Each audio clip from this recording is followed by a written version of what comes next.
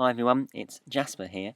I have put together some GCSE History revision videos due to this being the summer of coronavirus, so I have no exams to sit.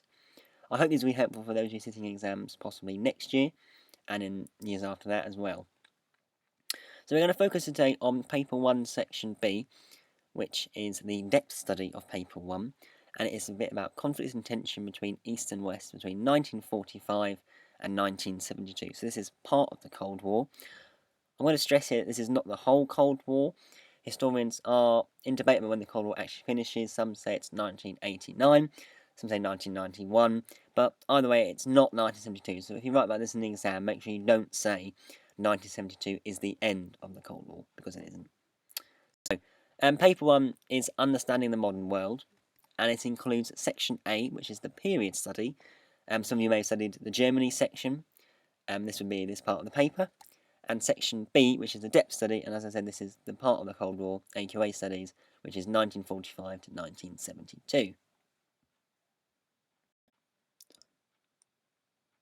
Okay, so this video focuses on the effect of dropping the atomic bomb on post-war superpower relations.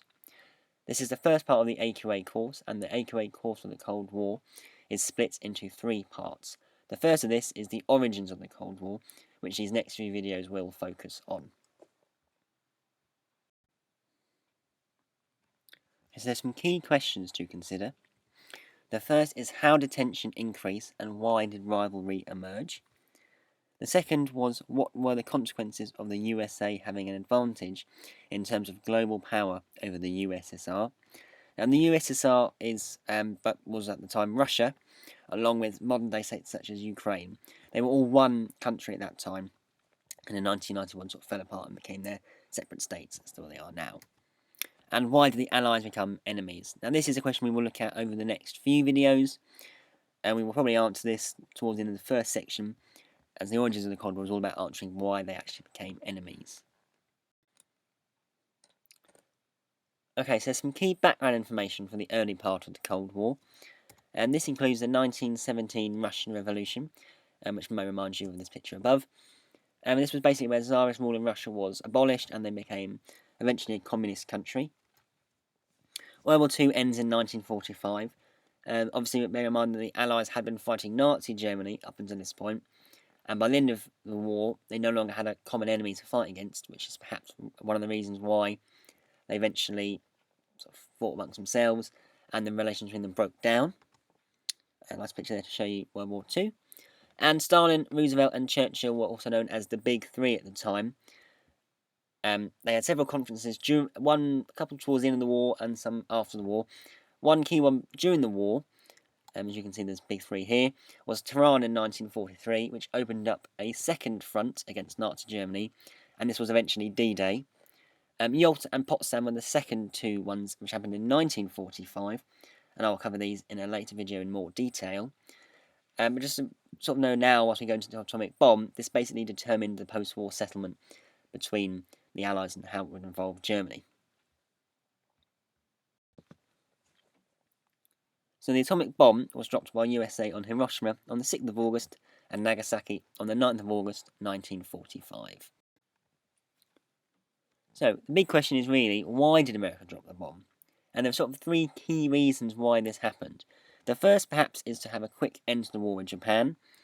The second was to reduce casualties. And the third was to scare the USSR.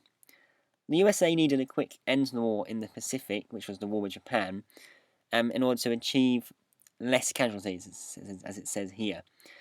Perhaps this was the moment when tensions between East and West really began to increase, because the USSR were being sort of scared and manipulated. Truman also was using a different approach to wartime Roosevelt, who we will look at later on. But fundamentally, what you need to know is that the USSR were not really kept in the loop about this, so they didn't know about this until Truman told him just before the event at Potsdam. Okay, so what was the impact of the bomb on US-USSR relations? Now, it is important to remember with this paper, as it's about conflict and tension between East and West, to consider how each event in the Cold War saw these tensions increase or, later on, perhaps decrease. But with the bomb, it demonstrates a clear lack of trust between the US and USSR. The fact that it was kept a secret by the USA from the USSR, as they successfully tested it the day before Potsdam, but only officially told Stalin about it at Potsdam. So we can see there the USA were trying to keep this thing a secret from their wartime ally. And also, Stalin had been spying on the project during the war, when they were supposed to be allies. So even though he was angry about not being told, he actually already knew about it because he'd been spying on the project. So therefore, perhaps there was, again, deep mistrust between the two countries. And that's a picture there of Potsdam to remind you of the event, which we will look at in more detail in a later video. Okay, so some further reasons why the bomb increased tensions between the US and USSR.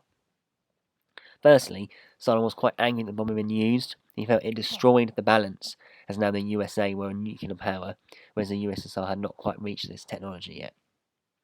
And therefore we can see from the scale picture here that the USA were much more militarily powerful than the USSR were. Now with Japan, as well, the USA had won the war in the Pacific due to the bomb. The USSR were now unable to expand their empire there, as the USA no longer needed their help. So, going back to our key questions from the start, some of these you may want to do in your own revision time as well. The first is, how did tension increase and why did rivalry emerge? The second was, what were the consequences of the USA having an advantage in terms of global power over the USSR? And finally, why did the Allies become enemies? Focusing on question 2, we can perhaps see that the USSR felt the USA would become more of a threat, as they were attempting to possibly use the bomb on them should they become more of a threat to them. We must bear in mind, however, that the USSR developed their own atomic bomb by 1949, and due to the so-called atomic spies from the USA and UK leaking information to the Soviets, this happened much faster than the Americans thought it would have done. And this initiation of the arms race caused Cold War tensions to rise dramatically. It led to a lack of trust, and then the USSR trying to catch up and overtake the USA military power. Perhaps this led to the economic crisis in the USSR and eventually led to its collapse in 1991. With question 3, it will require some more analysis over the next few videos, especially as the whole of the origins of the Cold War will help us answer why they became enemies and what impact this had on future Cold War tensions. Okay, so some possible exam questions we could look at using the information from today to answer. And one from AQA Specimen Paper 2 says the main reason for the development of the Cold War in the years 1945 to 1949 was the Truman Doctrine. Now, we haven't done the Truman Doctrine today, so don't worry if you can't quite remember what that was. But we have looked at the atomic bomb, and this can be a factor against the statement. So, what we could use against the statement are some samples from today's video, such as the fact that the USA developed their bomb in 1945, and this led to, as we said, a lack of trust, the destroying of the balance between the two superpowers. The USSR developed their bomb by 1949, again highlighting the fact there's an arms race emerging. And finally, the USA keeping their influence in Japan, but the USSR wanting to get involved as well, but they were prevented to due to the bomb being used on Japan. We will come back to this question a couple of times in the next few videos, as this is a good question about the origins of the Cold War, and we will use this when we talk about the Truman Doctrine in particular. We can weigh up the factors, and I will give you my thoughts on maybe how to answer the question effectively.